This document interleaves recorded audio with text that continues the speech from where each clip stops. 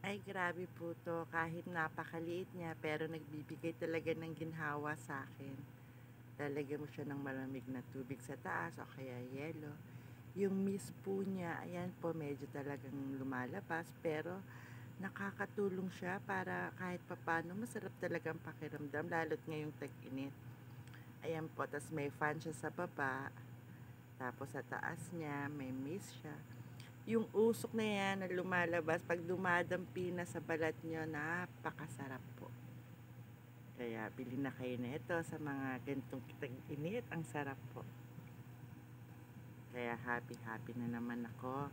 Kasi ito yung talagang nakakatulong sa akin ngayong tag-init. Mura ko lang siyang nabili, 200 plus lang.